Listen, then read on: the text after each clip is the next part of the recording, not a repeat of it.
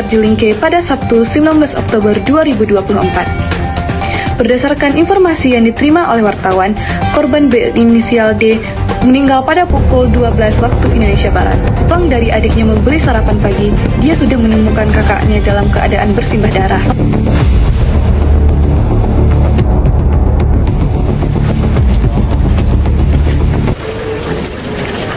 Kasus kematian seorang mahasiswa yang tewas bersimbah darah di kamar kosannya di kawasan Jampung Jelingke, Banda Aceh pada 19 Oktober lalu akhirnya terungkap. Hasil pemeriksaan saksi dan perekaman kamera pengawas di lokasi kejadian, polisi menangkap seorang mahasiswa berinisial ZF yang merupakan teman korban di sebuah asrama kawasan Pedada. Pemuda 20 tahun itu membunuh korban dengan senjata tajam saat tertidur. Pembunuhan ternyata ia tempuh demi mencuri telepon genggam yang akan dijual sebagai modal untuk pulang kampung. Memang dia tidak memiliki uang, ingin pulang kampung, dan juga terkonfirmasi sempat ke rumah saudaranya ingin meminjam uang, namun dia tidak dapat. Karena juga jika dia berhasil mencuri handphone itu akan dijual atau akan digadai, dan hasilnya itu untuk pulang kampung ke Pedada.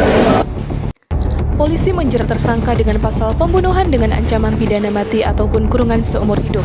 Puji Astuti melaporkan dari Banda Aceh. Jadi kita akan mewawancarai beberapa orang tentang kasus ini. Mari.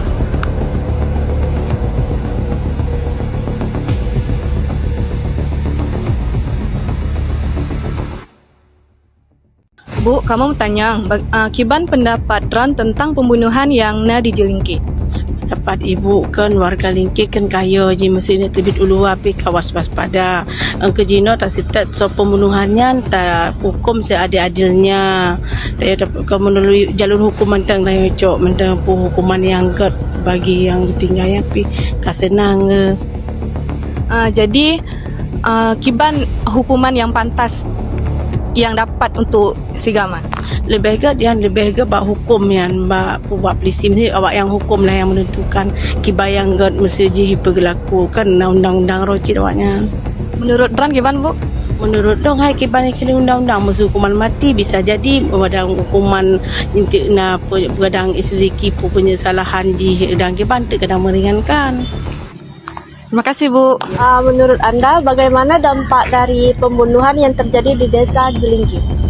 Menurut saya ada dampak positifnya, ada dampak negatifnya dari kasus pembunuhan di Jelingke. Yang pertama dampak positifnya tuh masyarakat di Jelingke itu lebih was-was dan lebih peka terhadap lingkungannya. Jadi mereka lebih peka terhadap tamu-tamu yang datang, lebih mengawasi tamu-tamu yang datang. Jadi itu akan memberikan dampak positif dari kasus pembunuhan yang ada di Jelingke. Kemudian dampak negatifnya itu menjadi contoh yang tidak baik oleh dari remaja, anak-anak dan masyarakat di Jelingke itu, karena seperti yang kita tahu kasus pembunuhan itu kan merupakan suatu hal negatif, suatu hal yang tidak baik. Jadi itu bisa dicontoh oleh anak-anak yang belum bisa membedakan mana yang baik dan mana yang buruk. Itu menurut saya. Baik, terima kasih Kak. Ya.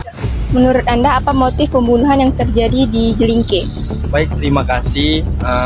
Menurut saya faktor pelaku melakukan pembunuhan di Jelingke yaitu mendesaknya keperluan uang untuk pulang kampung, sehingga mereka membunuh korban untuk mendapatkan uang dari si korban tersebut. Sekian, terima kasih. Baik, terima kasih. Apa saja barang-barang bukti yang Anda ketahui di tempat kejadian tersebut? Yang saya ketahui yaitu sebuah unit Honda, terus sebuah pisau. Itu saja yang saya ketahui. Ya, terima kasih. Apa faktor yang memicu pembunuhan tersebut? Menurut saya ada dua motif. Yang pertama karena si pelaku tersebut kalah mental, terus ada kata-kata kurang enak dari si korban, terus si pelaku ini kayak merasa sakit hati dan dendam. Terus motif yang kedua itu karena si pelaku berencana ingin pulang kampung, karena nggak ada uang dia berencana ingin mencuri di rumah si korban. Terus karena tindakannya ini diketahui sama si korban, terus si pelaku ini ngebunuh si korban. Ya, baik, terima kasih ya. Nah, kesimpulan dari kasus ini mencerminkan pelanggaran serius terhadap nilai-nilai yang terkandung dalam Pancasila, terutama pada Pancasila yang kedua, yang menekankan pelanggaran terhadap hak asasi manusia. Pembunuhan ini tidak hanya menghilangkan nyawa seseorang, tetapi juga merendahkan nilai-nilai kemanusiaan yang harus dijunjung tinggi dalam masyarakat.